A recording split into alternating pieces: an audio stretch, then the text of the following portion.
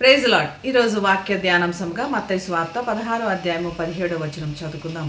అందుకు యేసు, సీమోను బర్యోనా, నీవు ధన్యుడవు, పరలోకమందున్న నా తండ్రి ఈ సంగతి నీకు బయలుపరిచితేనే గాని నరులు నీకు బయలుపరచలేదు. యేసు ప్రభుని ఎరగటము, దేవుణ్ణి కలిగి ఉండడం అన్నది ఒక ధన్యత.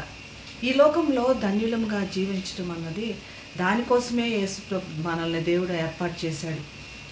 ఎన్నో మనతో పాటు జీవరాశులు జీవిస్తున్నాయి. ఎన్నో జంతువులు, ఎన్నో రకాల చెట్లు, అన్నిటికి కూడా జీవించే హక్కు ఉంది. అన్నీ కూడా జీవిస్తున్నాయి. కానీ ఒక మనిషికి మాత్రము ధన్యకరమైన జీవితము దేవుడిచ్చిన బహుమానం. దేవుడిని ఎరక్కగలిగి ఉండడం అంటే అదొక ధన్యత. ఆ ధన్యతను బట్టి పేతురుని యేసు ప్రభు ఆశీర్వదిస్తున్నాడు. నేను ఎవరిని అనుకుంటున్నారు మీరు? మీకేమన్నా తెలుసా అని యేసు ప్రభు వారికి వేసిన ప్రశ్నకు సమాధానంగా, మరి సీమోన్ పేతురు, నీవు దేవుని కుమారుడవు, నీవు నా దేవుని చేత పంపబడిన దేవుని కుమారుడు అని చెప్పినప్పుడు యేసు ప్రభు ఎంతో ధన్యుడవు నీవు అని తన్ని ఆశీర్వదించినట్లుగా చూస్తున్నాము. ఈ దేవుని కలిగి ఉండి ఆయన సజీవుడైన దేవుడు మరియు దేవుని కుమారుడైన యేసు అని గ్రహించగలిగాడు. ఆ గ్రహింపు పేతురికి ఎలా వచ్చింది? తనతో పాటు అనేకులు ఉన్నారు. కేవలము పరిశుద్ధాత్మ యొక్క నడిపింపు. మన జీవితంలో దేవుడు కలుగజేసుకొని మనల్ని నడిపిస్తేనే అది ధన్యకరమైన జీవితము. అందరితో పాటు శరీర రక్తములు కలిగినంత మాత్రాన ధన్యులం అవ్వలేము.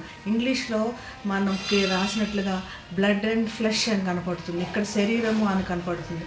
కేవలము బ్లడ్ అండ్ ఫ్లెష్ కలిగి ఉండడం వల్ల ధన్యులం కాము. పరిశుద్ధాత్మను కలిగి ఉండి, దేవుని ప్రత్యక్షత కలిగి ఉండి, దేవుని ఎరిగి ఉంటాం. అప్పుడే మనకు ధన్యత కలిగి ఉంటుంది. ఇటువంటి జీవితం కలిగి ఉన్నామా లేదా? ఇటువంటి జీవితంలో మనం నడుస్తున్నామా లేదా? ప్రతిదినము దినచర్యలో నడిచినంత మాత్రాన మనం ధన్యులం అయిపోము. లేక ఈ లోకంలో మానవుడిగా పుట్టినంత మాత్రం ధన్యులం అయిపోము.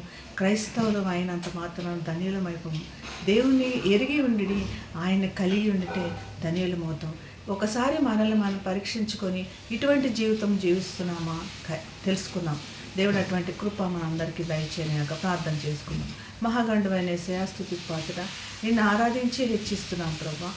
మరి ధన్యకరమైన జీవితం కోసం మమ్మల్ని నువ్వు ఏర్పాటు చేస్తున్నాను. అటువంటి ధన్యకరమైన జీవితమే జీవించడానికి దానికి నీ యొక్క సహాయము, పరిశుద్ధాత్మ నడిపింపు దయచేయమని యేసు నామమున ప్రార్థిస్తున్నాం తండ్రి. Have a blessed day. God bless you.